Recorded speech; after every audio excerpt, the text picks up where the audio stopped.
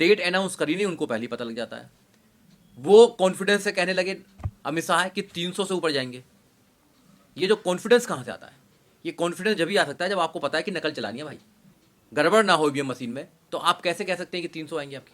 जो वादे उन्होंने जनता से किए थे वो पूरे नहीं कर पा रहे हैं, इसलिए ईवीएम में गड़बड़ करके वो हर बार हमारी वोटों को चुराने का काम करते हैं और वो लोकतंत्र में लोकतंत्र की हत्या करने का काम करते हैं। इसलिए देखिए, बिल्कुल पूरे देश में आवाज़ उठ रही है और ईवीएम को जो बैन करने का जो काम है वो इलेक्शन कमीशन कर सकता है। इलेक्शन कमीशन इंडिपेंडेंट बॉडी है देश के अंदर, उसको फेयर जो इलेक्शन कराना चाहिए।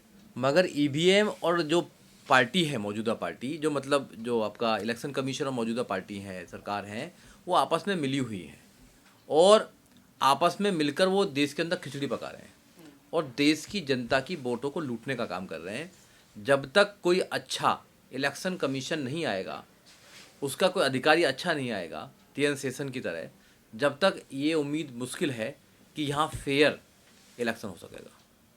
और जनता आवाज़ उठा रही है, हम लोग भी आवाज़ उठा रहे हैं। बहुजन समाज पार्टी की नेता बहन कुमारी मायावती ने सबसे पहले आवाज़ उठाने का काम किया कि ईवीएम में गड़बड़ है। देखिए, मशीन कोई भी मशीन हो, मशीन में टेम्परिंग हो सकती है।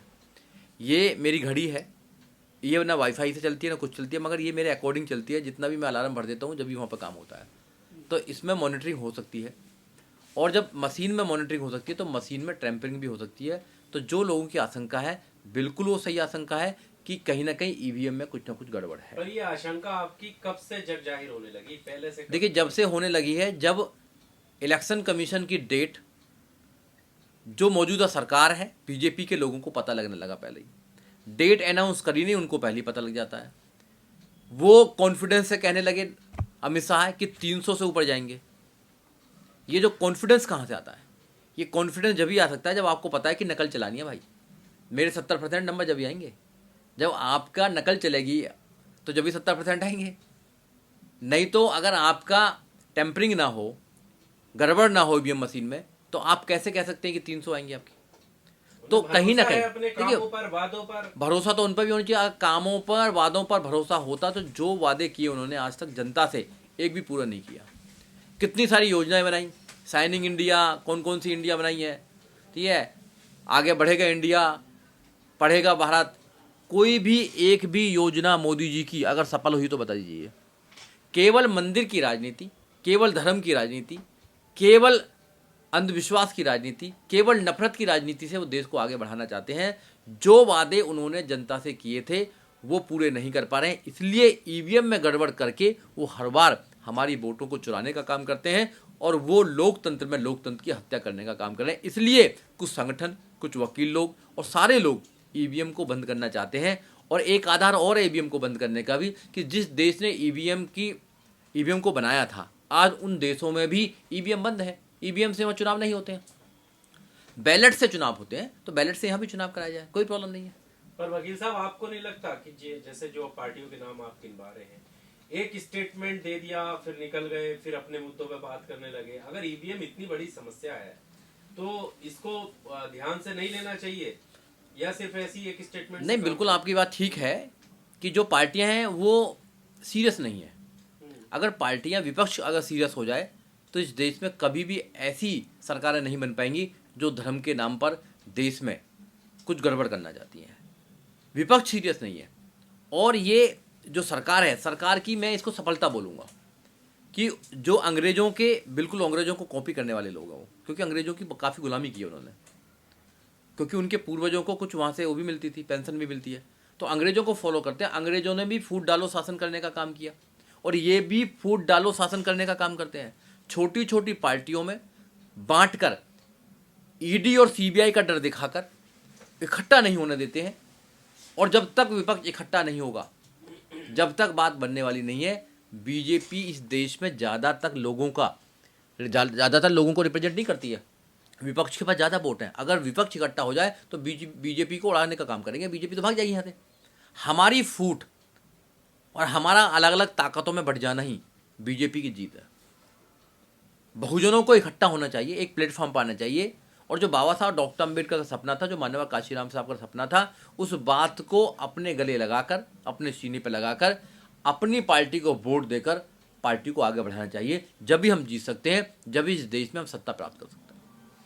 कैसे माने अपनी पार्टी कौन सी है? देखो, अपनी पार्टी तो वो है जो संविधान की बात करती है, जो संविधान को बचाने की बात करती है, जो आज तक तुमसे एक भी गलत वादा नहीं किया है। सारी पार्टियां इस देश में, बड़ी बड़ी पार्टियां देखी जाए तो 6 नेशनल लेवल की पार्टी हैं। सबसे बड़ी पार्टी वोटिंग के आधार पर बीजेपी है, और बीजेपी इस देश में क्या कर रही है वो भी बताने का काम करूंगा। दूसरी कांग्रेस, और तीसरी सबसे बड़ी वोटिंग के आधार पर बहुजन समाज पार्टी है। कांग्रेस ने इस देश के अंदर झूठ बोलने का काम किया कि तुम्हारी गरीबी भगाएंगे, तुम्हें रोजगार देंगे, सब कुछ दूर कर देंगे, मगर आज तक नहीं हुआ। उसके बाद मोदी जी आए। अब मोदी जी बोले कि जब कांग्रेस झूठ बोलकर देश पर सत्ता कर सकती है तो मैं तो और ज़्यादा अच्छा झूठ बोल सकता हूँ। तो मोदी जी ने लच्छेदार झूठ बोले, 15 करोड़ रुपये आएंगे, 100 स्मार्ट सिटी बनेंगी, तो ये सब कुछ दूर हो जाएगा। तो मोदी जी झूठ बोलकर सत्ता में आ गए। अब दिल्ली में केजरीवाल बोले मैं तो IITN हूँ, तो मैं तो और अच्छा झूठ बोल सकता हूँ। जब बीजेपी झूठ बोल सकती है, कांग्रेस झूठ बोल सकती है, तो मैं तो एफिडेविट पे लिखकर झूठ बोलूँगा कि मैं देश को पूरे को करप्शन फ्री कर दूंगा। मैं अपने बच्चों की, बेटों की कसम खाता हूं कि मैं कभी भी बड़े घर में नहीं रहूंगा। मैं अपने बच्चे की कसम खाता हूं, मैं कभी सिक्योरिटी नहीं लूंगा। मगर जैसी सत्ता में आए, सबसे पहले करप्शन फ्री पूरे देश को छोड़िए, दिल्ली को भी करप्शन फ्री नहीं कर पाए। उनके मिनिस्टर करप्शन के चार्ज में अंदर जेल में है। दूसरा, बड़ा घर इतना ले लिया कि उसकी मरम्मत कराने के लिए 50 करोड़ लगाने पड़े हैं। उस पर CBI जांच चल रही है।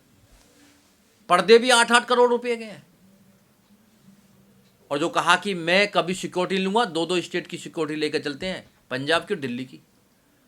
तो जब झूठ बोलकर ही उनका काम चल रहा है, तो जो सच्ची पार्टी है, जो संविधान को स्थापित करना चाहती है, आपके बच्चों को रोजगार देना चाहती है, आपके बच्चों को सम्मान देना चाहती है, आपके बच्चों को एजुकेशन देना चाहती है, इस देश में संविधान को स्थापित करना चाहती है, तो उस पार्टी को जिताना चाहिए आपको। और वो पार्टी मात्र एक पार्टी है, Bahujan Samaj party, national level की पार्टी है।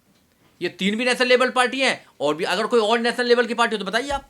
पर आप साथ आने की बात कर रहे हैं, जब इंडिया गठबंधन की बात होती है तो सब अपने अपना जो है। देखिए, इंडिया गठबंधन स्वार्थ का गठबंधन है। जिसकी वोट ज्यादा, राजा उसका बनना चाहिए। वोट हमारा, राज तुम्हारा नहीं चलेगा, नहीं चलेगा। माननीय काशीराम साहब ने नारा दिया था, हम लोगों को जा जाकर ये बताने का काम कर रहे हैं कि वोट तुम्हारा है, राज उनका चल रहा है। हम लोगों को जगाने का काम कर रहे हैं। माननीय काशीराम साहब ने कहा, हिंदू मुस्लिम करो विचार, दलित मुस्लिम करो विचार। हिंदू नहीं बोला उन्होंने, दलित मुस्लिम करो विचार, कब तक सहोगे अत्याचार। उनको हम कहने का काम कर रहे हैं कि जो समस्या दलित की है इस देश के अंदर, वो आज मुस्लिम की भी समस्या है। ना उनके बच्चों को एजुकेशन मिल रही है, ना रोजगार मिल रहा है, और सुरक्षा की तो बात देख लीजिए कि लिंचिंग हो रही है, वही दलितों के साथ में हजारों सालों से हो रहा है।